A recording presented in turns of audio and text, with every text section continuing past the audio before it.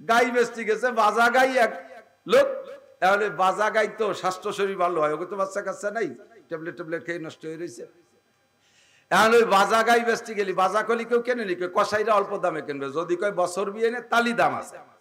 এখন ওই দালালে আইসে কয় যায়, ভাই আপনার গায়ের অবস্থা কি, বেচবেন? বলে হ্যাঁ বেচবো। কত টাকা? এই টাকা হলে। গায়ের যোগ্যতা কি? আরে শয়তান, 4 বছর কোলই খাইছি, একটা বাচ্চা দিল না, 100 টাকা দুধ দেন না, ওই কুরবানি দেবো না, বেঁচে দিয়ে যাও। কয় ওয়া করলি গাই দামে বেচতে পারবো না, চুপ করে থাও, আমি বেঁচে দিচ্ছি। কয়টা দেওয়া? কয় 300 টাকা দেবো। এই 300 টাকা দিলে দালালে দালালি শুরু হয়ে দেয়। গরু হাটেতে আছে, আমি জানি। এখন দালালে এত সুন্দর ভাবে কাস্টমারের কাছে বিবরণ দিয়েছে, বছর বিয়ে নিয়ে কোনো কোনো বছর 11 মাসেই হয়, আর সকালে 4 কেজি, বিকেলে 2 কেজি। এত সুন্দর করে বর্ণনা দিয়েছে, কাস্টমার দুর্বল, কেনার জন্য রেডি হয়ে গেছে। এখন কয় তালি রাখেন, আমরা একটু পরামর্শ করি। গাই তো পাশের একটা দেখছে, এইটা নেবো না ওইটা নেবো, এই কয় একটু পরামর্শ গেছে। এর মধ্যে গাই এলাকায় গাই বেচবো না। গাই বেচবো না, গাই যদি বছর বিয়ে নিয়ে হয়, আর সকালে 4 কেজি 2 কেজি, বিকেলে এ হলি তো বেচবো কে? বাট দালালের দালালি ভাষায় এত চমৎকার হচ্ছে, গাই এলাই ব্যবসা করে বুদ্ধি পড়িয়ে গেছে। দালালরা এমন দালালি আমার পক্ষে করছে, আমি নিজেই লজ্জায় পড়ে যাবো আল্লাহর সামনে যাইয়া। চিৎকার মারতে থাকবে, নবী পাক সিজদায় পড়ে যাবে, আল্লাহ পাকের আরশে আজিমের কদমের সামনে সিজদায় পড়ে বলবে, রব্বি হাবলি মিনাস সালিহিন, রব্বি হাবলি মিনাস সালিহিন। রহমতের কান্ডাল, রাহমাতুল লিল আলামিন, রহমতের কান্ডার নবী উম্মতের জন্য দোয়া করবে, আর সব নবী ইয়া নাফসি ইয়া নাফসি বলতে থাকবে। আল্লাহ পাক বলবেন, ইরফা রাসাক ওয়াশফা তুশাফা, তুমি মাথা উঠাও, তোমার সুপারিশ তুমি সুপারিশ করো, তুমি যাহা বলবা সব মেনে নেওয়া হবে। নবী পাক এই সুযোগ পাইয়া এরপরে বলবে, সুপারিশ তো করা শুরু করবে। লাস্টে বলবে, আল্লাহ তুমি, আমি উম্মতের একটা কথা কইয়াছিলাম, সেইটা কি ঠিক থাকবে আজকে? আল্লাহকে কি কইছিলে? কইছিলাম কি, যে আমার উম্মতে আল্লাহ তাআলা ইহসিল্লাহু সালাসা হাসায়াত, আল্লাহ 3টে গেড়িও মারবে, 3 গেড়িওতে যা আতে বাদে সব জান্নাতে দিয়ে দেয়। আমি তো কইয়াছিলাম, এটা কি হবে নাকি আজকে? আমি তো এই কথাটা কইছিলাম, উম্মত তো সেই গেড়িওর আশায়, যেগুলো আমি হাতে নতা পাইছি সুপারিশ করতে তো করিয়ে দিলাম, এ সেই গেড়িওর আশায় তো পড়িয়ে রয়েছে হাজার হাজার লাখ লাখ। এ কি এর? আল্লাহ হ্যাঁ, তোমার ওয়াদা একটা আমি মিস করতে দেব না, তুমি যাহা বলেছো সব বাস্তবায়ন করবো। আল্লাহ 3 গেড়িও মারবে। আমাকে আগে 8 এই যে খাজনা উঠোনার গেড়িও মারতো, মনে আছে নাকি? গেড়িও মারতো না?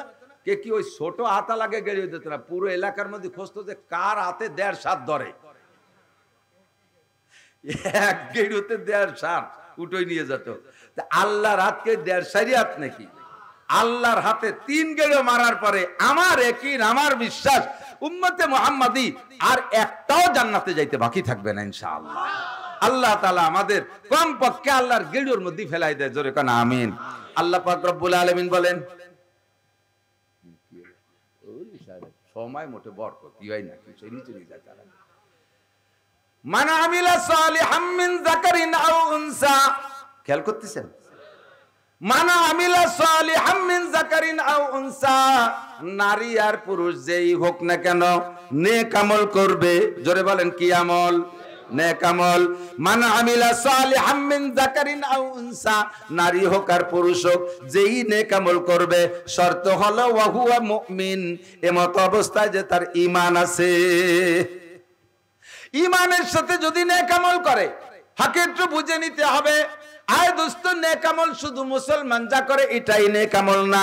কোরআন সুন্নাহ যাকে নেক আমল বলে ওইটার নামই নেক আমল। ওই নেক আমল যদি হিন্দুরাও করে তাও নেক আমল, বুদ্ধ যদি করে তাও নেক আমল, খ্রিস্টান যদি করে তাও নেক আমল, কাফের মুশরিকও যদি করে তার নামও নেক আমল। কথা বলেন, সত্য কথা বলা নেক আমল, সত্য কথা নেক আমল। আল্লাহু আকবার। মহিলারা গা মাথা ঘিরে রাখা, পর্দায় রাখা দেহটাকে, এটা নেক আমল। বহু জায়গার হিন্দুরা পর্যন্ত পর্দা করে।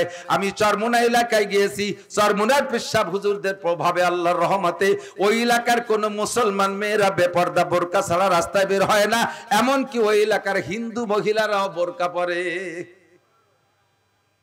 বোরকা পরা নারীদের ঐতিহ্য, নারীদের এটা একটা আমল ফরজ পর্দার জন্য।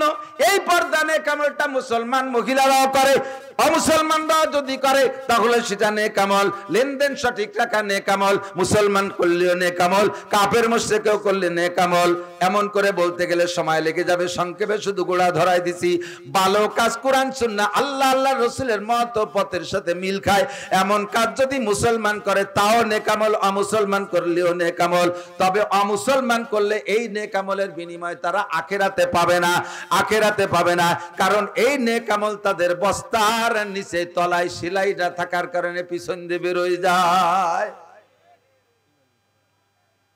ইমানের বস্তার তলায় সেলাই নাই, তারা বস্তার তলিতে সেলাই দেয় না লা ইলাহা ইল্লাল্লাহ মুহাম্মাদুর রাসূলুল্লাহ। এই কলেমা দিয়ে ইমানের বস্তার, আমলের বস্তার তলায় সেলাই দিতে হয়। সেলাই না দিয়ে তারা শুধু আমল রাখছে, কোন বস্তার তলিতে সেলাই না দিয়ে উপর দিয়ে যত রাখেন বস্তার কান ধরে উঠলে কি কিছু থাকবে? কতক্ষণ থাকবে? আমার আপনার আমল রাখার বস্তার তলায় সেলাই দিতে হয় কলেমা লা ইলাহা ইল্লাল্লাহ দিয়া। আবার খেয়াল রাখতে হবে, বস্তার তলায় সেলাই দিছি লা ইলাহা ইল্লাল্লাহ দিয়া, আমল ঢুকাইছি, কিন্তু বস্তার তলিতে, বস্তার তলায় তিনটে বড় বড় ইঁদুর লেগে আছে। মাটির তলে আন্ডারগ্রাউন্ডে বাংকার খুইছা একেবারে ক্যানেল বানাইয়া, চ্যানেল বানাইয়া তিনটে ইঁদুর জায়গাতে ফুটো করে যা উপর দিয়ে ডালতেছেন নিচে দিয়ে সব আন্ডারগ্রাউন্ডে ক্যান্টনমেন্টের মধ্যে নিয়ে যায়।